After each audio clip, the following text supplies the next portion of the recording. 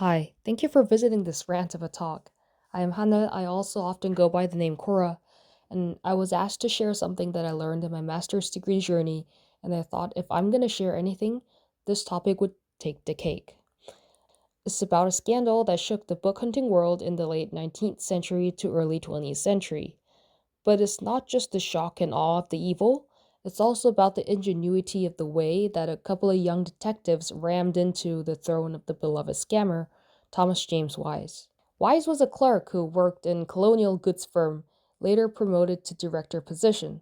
He was interested in books, but in a womanizing incel cackler being interested in a girl kind of way. He was a businessman through and through, as in derogatory. His top priority was always profit, and the next thing in line was fame. It took two passionate people to overthrow this man, and their names were Henry Graham Pollard and John Waynfleet Carter. Pollard was a typical bohemian rebel type of person.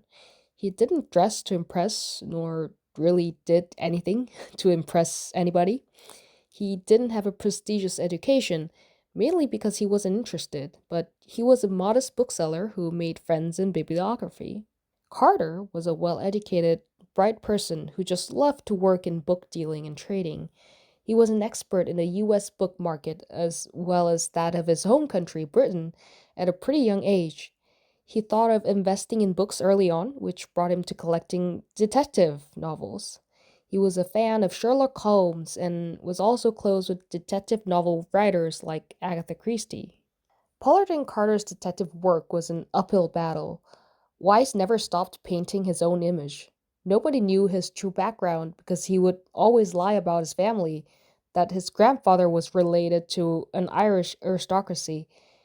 He built his fame around being the first book collector to see value in 19th century first editions, but more impressively, he would keep finding those first editions with the best sentimental backstories in the best condition ever. This quickly put him in the top rung of the bibliophiles ladder, and he was soon granted membership and honor left and right. Carter and Pollard smelled something fishy when the most fabled book of the time, Sonnets by Elizabeth Browning, had no record of circulation or transaction for too long after it had allegedly been published. They investigated using every asset they owned and finally got material evidences to prove their suspicions right. To decide to publish their findings was a dangerous thing, though. They had to risk the backlash and maybe even a defamation lawsuit. The perpetrator was very powerful after all, and his reputation also meant the reputation of the whole academic and literary world that welcomed him so eagerly. Despite everything, Carter and Pollard saw success in their lifetime. Their book, An Inquiry into the Nature of Certain 19th Century Pamphlets, was an irresistible compilation of evidence, logic, and as the title says, inquiries. It feigned an innocent tone of disappointment while meticulously pointing out all the evidences that only a true attention to detail could capture. Among all the inconsistencies picked out in the inquiry, perhaps the most incriminating proof was the kernless typeface in books that were believed to be printed before 1880. A kern refers to the head or tail part of long letters that typically tends to overlap with the next letter. In printing press done by hand, this is no problem. But as faster mechanical press technology emerged in the 1880s, suddenly kerns were a nuisance that broke off all the time. So kernless typeface was only a later compromise to preserve the letter, not something that could appear in old hand-pressed books. But all the suspicious editions from before 1880 already bore kernless letters. But it wasn't just about the fact. As undeniable the facts were, the tact and grace were what really made the inquiry a hit. The authors were careful not to jump to conclusions. Their final answer to all their questions was simply the books are fake. Not Wise was behind everything. Not Wise deliberately ignored everything. Just that the books were fake. Wise should have known this, and he should have let people know. But anyone with three brain cells could immediately sense that Wise had to have something to do with everything because his name appears so frequently. So naturally, after the hit piece, the public demanded answers from Wise.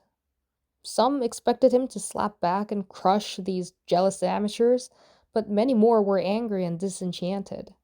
The investors were mad because, of course, the scandal would harm the value of their possessions, and ordinary collectors were shocked because they'd lost someone to look up to. But in the end, neither group got the answer they deserved or wanted from Wise. He first threatened the young authors, then tried to patch up his ill gained reputation using people around him, then finally just zipped. He stayed silent until the day he died, and getting the rest of the truth out there was done in the sequel much later. But what does all this tell us? Who cares about a scandal that happened a couple centuries ago? Well, narcissistic grifters still exist. Fraud still happens, and people can call those who get impacted gullible all they want, but really, who is to blame? Scammers use hopes and desperation of others. They strike when others are the weakest. But more importantly, good people as a society never stay down there. What persists is not weakness, but goodwill and passion.